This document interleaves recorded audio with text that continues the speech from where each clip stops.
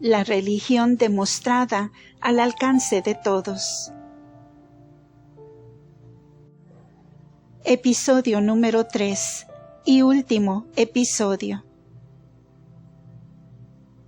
Capítulo 13. Verdad de la venida de Jesucristo. Según la doctrina católica, Jesucristo es el Hijo de Dios, Dios como el Padre, y que se hizo hombre y padeció y murió por la salud del linaje humano. Nuestro entendimiento no es capaz de comprender este tan sublime misterio, y ni aun hubiéramos pensado jamás en él, a no haberse Dios dignado revelárnosle.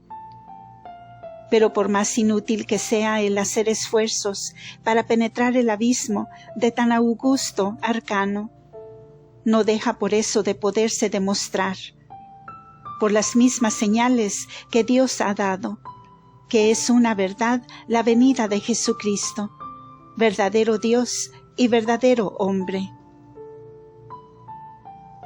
En primer lugar, nadie puede negar que existió en la Palestina, habrá cosa de 19 siglos, un hombre llamado Jesús, que predicaba, que arrastraba tras sí gran golpe de gente, y que al fin murió en el patíbulo. La existencia de este hombre nos consta tan de cierto como la de muchos otros personajes célebres de la antigüedad, filósofos, oradores, poetas, políticos, guerreros, o de otra clase cualquiera. Es bien claro que no sabemos que hayan existido Homero, Alejandro, Cicerón, César, etcétera, etcétera, sino porque de la existencia de esos hombres hablaron sus contemporáneos. Siguieron haciendo lo mismo los posteriores, y así en adelante hasta llegar a nosotros. Lo mismo ha sucedido con respecto a Jesús. De él nos hablan los que vivían en su tiempo, explicándonos cuál era su patria, cuáles sus doctrinas, quiénes sus amigos, quiénes sus enemigos, cuál fue su vida, cuál su muerte. Los hombres que vinieron al mundo desde entonces hasta ahora han continuado hablando de Jesús, y aun aquellos que han pretendido que no era Dios ni enviado de Dios, no han dicho que no haya existido. Luego, quien salga ahora sosteniendo que es falso que haya existido Jesús, afirmando que su existencia debe tomarse en un sentido figurado, es tan ridículo como quien dijere que Sócrates, que Alejandro, que César no han existido jamás, porque aún no mirando la cosa con ojos cristianos, sabemos por lo menos tan de cierto lo uno como lo otro. Capítulo 14.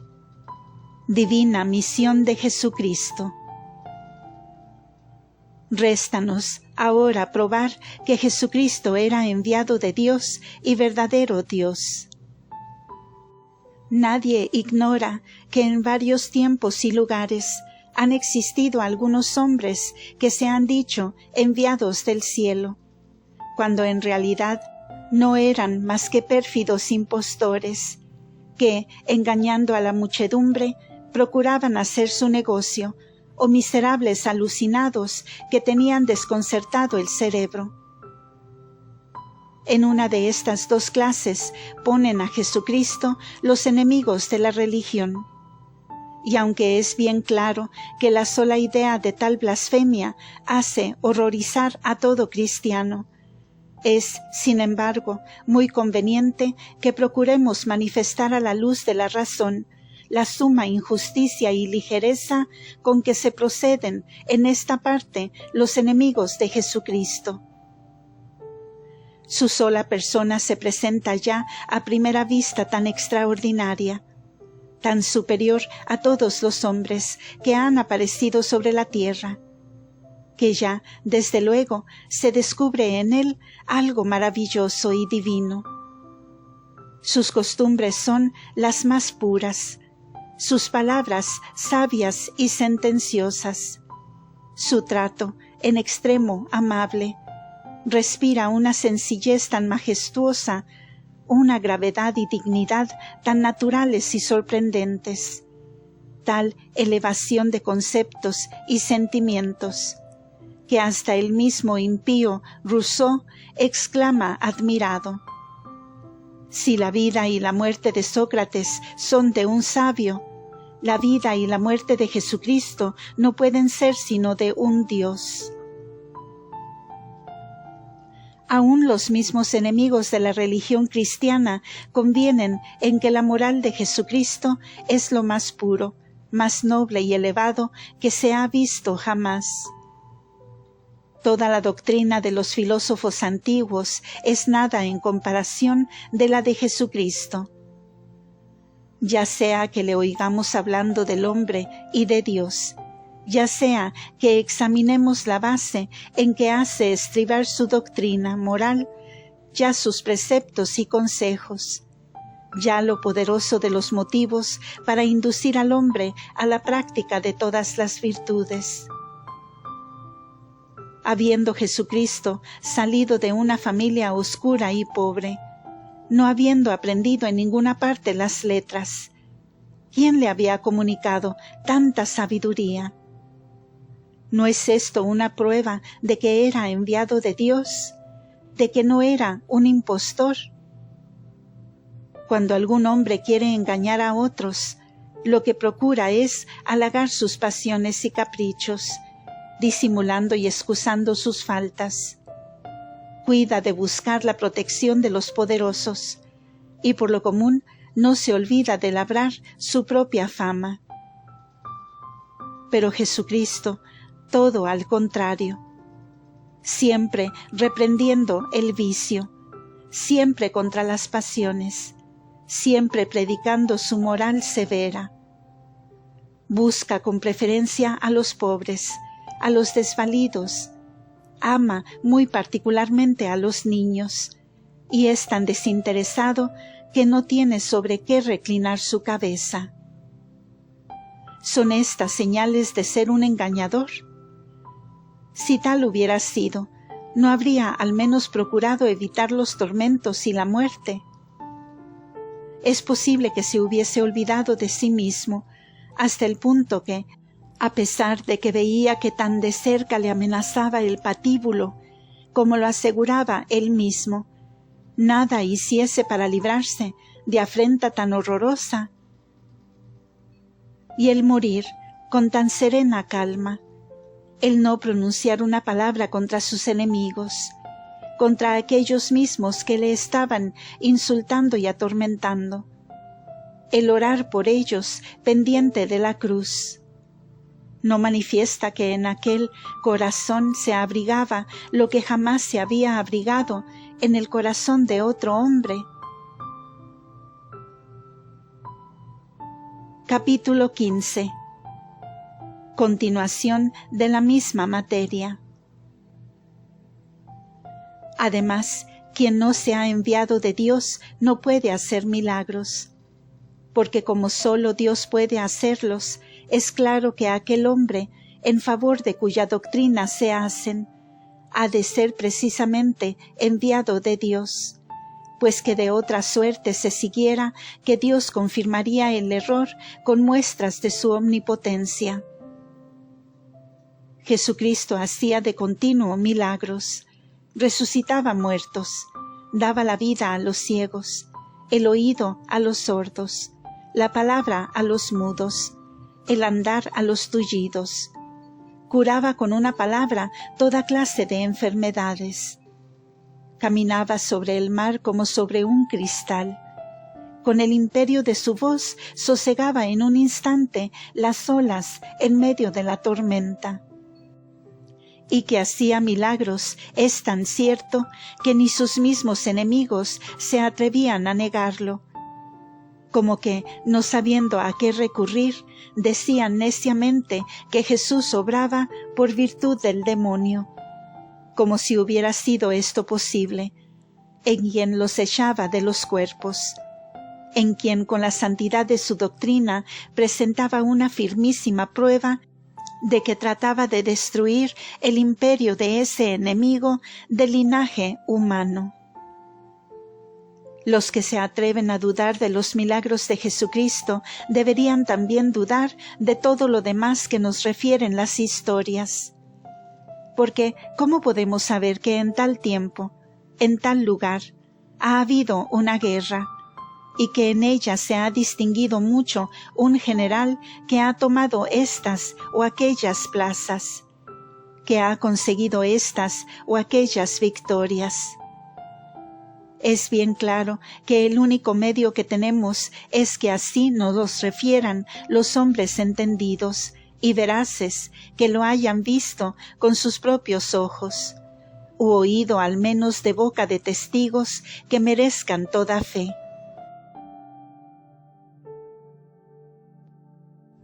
Esto sucede con los milagros de Jesucristo, pues que aún mirando la Sagrada Escritura, no más que como un libro cualquiera, siempre resulta que son dignos de fe hombres que nos refieren lo que ellos han visto, que lo dicen en presencia de los enemigos del nombre de Jesús, quienes sin duda los hubieran desmentido si se hubiesen arrojado a mentir. Hombres que tan convencidos estaban de lo que decían, que murieron en los patíbulos por sostenerlo.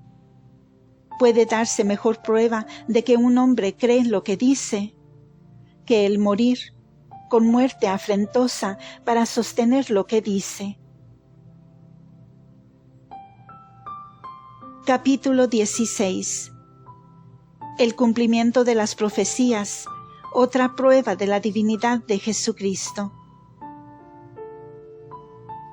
Otra de las pruebas de que Jesucristo era enviado por Dios son las profecías que se cumplieron en él de un modo tan visible. Las cosas que han de venir y que no tienen ningún enlace necesario con las que han sucedido. Solo Dios es capaz de conocerlas. ¿Puede el hombre saber que mañana saldrá el sol, porque esto es lo que sucede de continuo por el mismo orden de la naturaleza? ¿Puede también pronosticar que lloverá, que habrá tempestad, que habrá buena o mala cosecha? Todo con más o menos probabilidades de acierto, según sean los indicios en que se funde la conjetura. Pero saber que de aquí a 500 o a 1000 o 2000 años haya de nacer un hombre en tal lugar y de tal manera, pronosticando circunstancialmente el modo con que ha de vivir, padecer y morir, la propagación de su doctrina por toda la tierra, la sociedad que ha de formarse de sus discípulos.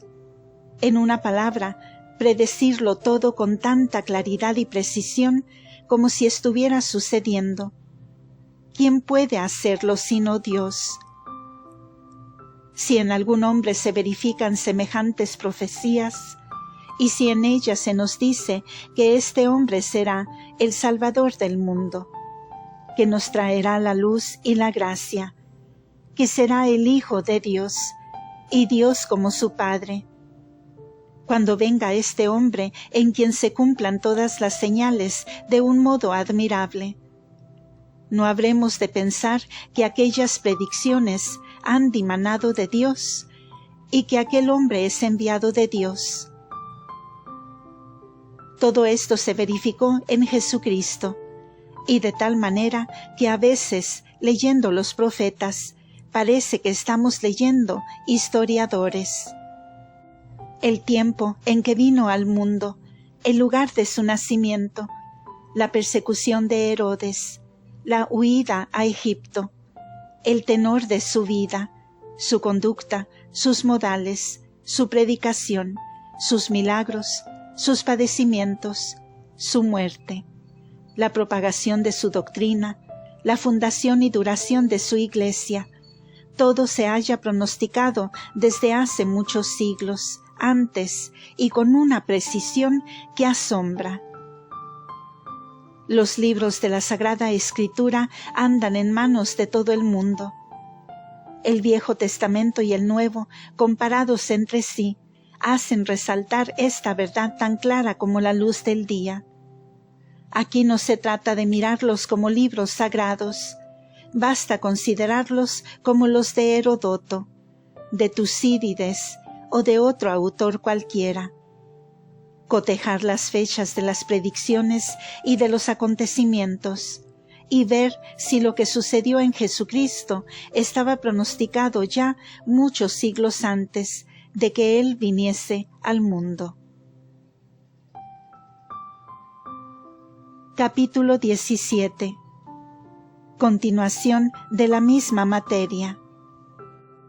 No sólo se cumplió en Jesucristo todo lo que de Él habían anunciado los profetas, sino que Él mismo hizo varias profecías, y todas las vemos cumplidas con una exactitud sorprendente. Antes de morir, pronostica la ruina de Jerusalén, y con palabras que indicaban una catástrofe espantosa, y en efecto, al cabo de algunos años fue destruida Jerusalén. Y sabemos por los historiadores profanos que en el sitio y toma de la ciudad sucedieron tantos horrores que los cabellos se erizan al leerlo. Anunció Jesucristo a sus apóstoles los trabajos, los tormentos y la muerte que habían de sufrir por su nombre.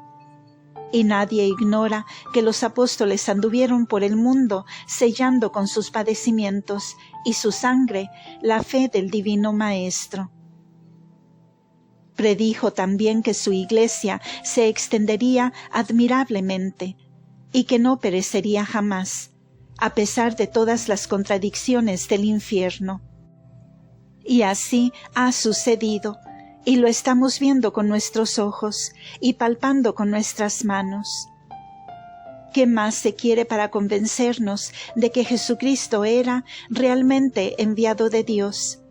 Y de que, como nos dijo Él mismo, y nos dice nuestra Santa Madre, la Iglesia Católica, era Hijo de Dios, y Dios como su Padre, y por consiguiente de que la doctrina que Él vino a enseñar al mundo es la pura verdad, pues que siendo Dios no podía engañarse ni engañarnos. Cuán lamentable ceguera es la de aquellos infelices que se empeñan todavía en cerrar los ojos a tan luminosas verdades. Hacen alarde de no creer nada. Dicen orgullosamente que todo esto son preocupaciones, y en su vida quizá no han leído un libro de aquellos en que se prueba la verdad de la religión. Y todo el fundamento que tienen para no creer es el haber oído 4 necedades de boca de algún hablador ignorante. Ah, compadezcámonos de su miserable ceguedad, y veamos si podemos lograr que al menos nos escuchen, que si esto logramos no será difícil, con la gracia de Dios, el que vuelvan a entrar en el rebaño de la Iglesia. Capítulo 18. Argumento irrecusable a favor de la divinidad de la religión cristiana. Después de haber presentado tan convincentes pruebas de la verdad de la religión cristiana, concluiremos con una que se halla patente a los ojos de todo el mundo, y para cuya comprensión no se necesita ni consultar la Sagrada Escritura, ni los santos padres, ni leer la historia profana, ni examinar los milagros que hizo Jesucristo, ni las profecías que le anunciaron, sino únicamente dar una mirada a hechos sobre que nadie disputa. Para mayor inteligencia, supondremos que nada sepamos de cierto sobre las demás pruebas que manifiestan de un modo irrefragable la verdad de la religión. Nadie niega, ni aun los mismos impíos, que Jesucristo cambió la faz del mundo entero. El mundo era idólatra y se hizo cristiano. Nadie puede dudar tampoco, pues que lo vemos con nuestros ojos, que la religión enseñada por Jesucristo dura todavía, ocupando gran parte de la tierra. Nadie pone en disputa que Jesucristo era un hombre de condición humilde y pobre, que lo mismo eran los apóstoles y que para el planteo y propagación de la religión cristiana no se empleó la fuerza de las armas, pues no creo que nadie haya dicho jamás que Jesucristo ni sus apóstoles fueran conquistadores. Por fin, nadie puede negar que los preceptos y consejos de la religión cristiana están en lucha abierta con nuestras pasiones, que las contrarían a cada paso, exigiéndonos con frecuencia sacrificios harto dolorosos. Sentados estos hechos, todos incontestables, todos al alcance de todo el mundo, emplearé el argumento de San Agustín. El cambiar la faz del universo, logrando que sin armas, sin fuerza, sin violencia de ninguna clase, se alistaran en la religión cristiana personas de todas edades, sexos y condiciones, ancianos, jóvenes, niños, ricos y pobres, sabios e ignorantes, y esto no como quiera, sino perdiendo sus haciendas, acabando sus vidas en medio de los más crueles tormentos. Conseguir que esa religión se arraigase, se extendiese y perpetuase, a pesar de los esfuerzos de los príncipes de la tierra, de los sabios del mundo, de la resistencia de todas las pasiones. Cambiar, repito, la faz del universo de tal manera. Lo hicieron Jesucristo y sus apóstoles, haciendo grandes milagros, ¿o no? Si fue con milagros, entonces la religión cristiana es verdadera. Si sin milagros, entonces preguntaré si no es el mayor de los milagros el convertir el mundo sin milagros. Preguntaré si estaban locos los hombres que sin pruebas, sin ninguna señal de misión divina, sin nadie que los violentase, antes exponiéndose a morir en un patíbulo, quisieran seguir la doctrina de unos cuantos predicadores, pobres, ignorantes, enviados por otro hombre que había sido condenado al último suplicio. Esto no tiene réplica. Reflexionen sobre ello los que tan ligeramente niegan la verdad de nuestra religión, y vean si encontrarán aquí más solidez que en los frívolos discursos que los han engañado. Fin del extracto del libro La religión demostrada al alcance de todos, por el padre Jaime Balmes. El Relicario de Filotea les agradece por escuchar.